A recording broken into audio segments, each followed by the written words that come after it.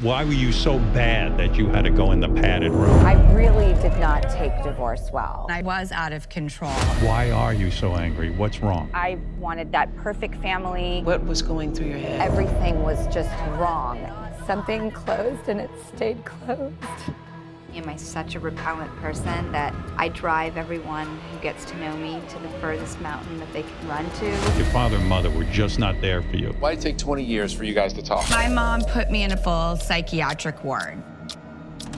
I think she created a monster. And a lot of times I really did question, like, will we be happy? She revealed, writing, I just felt like a failure on every level. I don't think I've recovered from that. She's got a special place in my heart. Drew, go away. Nobody wants you anymore. Adam still saw a light in Drew that was so rare and precious. You're an unemployable disaster. Institutionalized, blacklisted, no family. Y'all are so close. And so he calls you up? I asked him if he would go and meet me at a coffee house. He was in his traditional giant cargo shorts and baggy t-shirt, and I was like in pink platforms, leopard coat, and purple hair. And yet I was like, listen, see past this.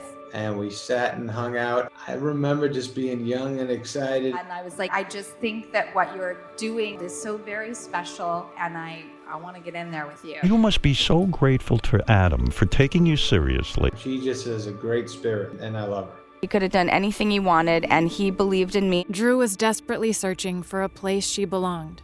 I remember I was at your parents' lake house and hearing all their voices upstairs, and I was just by myself, and I was going to sleep, and I was like, yeah, this is what, safety and contentedness feels before you're going to sleep. Drew lost her new family just as quickly as she'd found it. The marriage lasted just 5 months. Tom filed for divorce. I was so tired of people coming in and out at that point. I became very aware that, you get close and then it goes away. But when her best friend Adam got married, she watched him build the family she never could. I have latched myself onto them like Velcro and just ridden along for their ride. He's a good human, a good heart, a good dad, amazing husband, friend. He's just a good person. The best thing is that my wife loves Drew so much.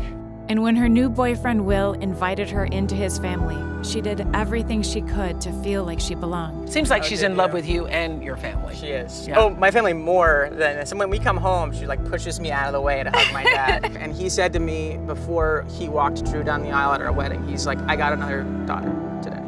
Do you think that you and Will being together is a case of opposites attracting because he came from this stable family and obviously you did not? By the time she was 10, she was smoking dope, and at 12, she was doing cocaine. Now, I know what you're thinking. What was the mother doing? I would go with her to parties. There were a lot of industry functions. When we got there, she would go her way and I would go my way. You just decided to just let her have some space? Yes. When and how did you go into rehab? When I was 13. My mom put me in a place that was like a full psychiatric ward. I mean, the pain that I went through from that. Of course, I resented my mother. Drew thought she would never speak to her mom again. Were all the people you loved at the wedding? Yes. Yeah, it was a perfect curation of a this is your life moment. Was your mother there? She was not there, actually. To forget her mom's abandonment, Drew put her kids above everything else. I get to vicariously live through them, to have such normalcy and consistency. People are like, do you go out on date night and do you put the relationship first? No, mother first. Everything comes second now. As hard as Drew tried to build the perfect family, it backfired. We turned every stone over, and we did everything two humans can do. I really did not take divorce well. I took it really hard. I don't think I've recovered from that. I don't know how to open that up again.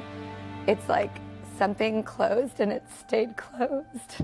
I couldn't make sense of it. Am I such a repellent person that I drive everyone who gets to know me to the furthest mountain that they can run to? It was like her childhood all over again. She was left without a family. I wanted that perfect family. It was as if I made the ultimate promise of my life and I wasn't keeping it. Now, are you dating someone right now? It's not within me. Honestly, I could not have looked elsewhere for anything.